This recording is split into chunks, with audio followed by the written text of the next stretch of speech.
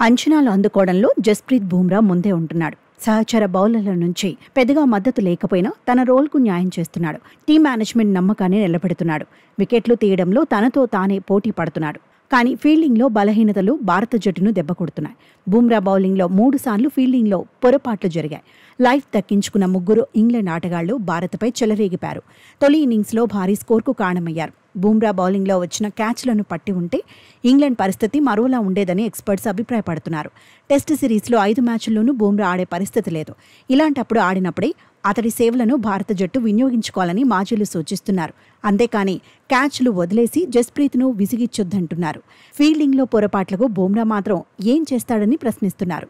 నిజానికి లీడ్స్లో జస్ప్రీత్ పక్కా ప్లాన్ ప్రకారం బౌలింగ్ చేశాడు. పిచ్ స్పందించిన తీరును బట్టే అస్త్రాలను సంధించాడు. బెస్ట్ లైన్ అండ్ లెంత్ బౌలర్గా నిలిచాడు. బుమ్రా బౌలింగ్లో 53.33% బంతులో 6 నుంచి 8 మీటర్ల జోన్లోనే పడ్డాయి. మిగతా బౌలర్లు ఎవరూ కూడా 50% మార్కును అందుకోలేదు. గుడ్ పేస్, గుడ్ లెంత్తో జస్ప్రీత్ బంతులు విసిరాడు. మ్యాచ్లో వైడెస్ట్ యావరేజ్ బంతిని బుమ్రానే సంధించాడు. 2.394 డిగ్రీలతో బాల్ను వేశాడు. ఓవరాల్గా బుమ్రా తన అనుభవాన్ని చూపించాడు.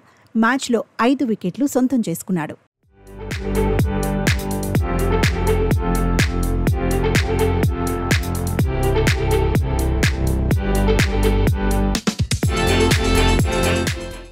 లీడ్స్లో బుమ్రా అరుదైన ఘనతను సాధించాడు. టెస్ట్ కెరియర్లో 5 వికెట్ల ఘనతను 14వసారి అందుకున్నాడు.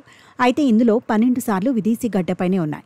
విదేశాల్లో ఎక్కువసార్లు 5 వికెట్ల ప్రదర్శన చేసిన భారత బౌలర్గా కపిల్ దేవ్ సరసన నిలిచాడు.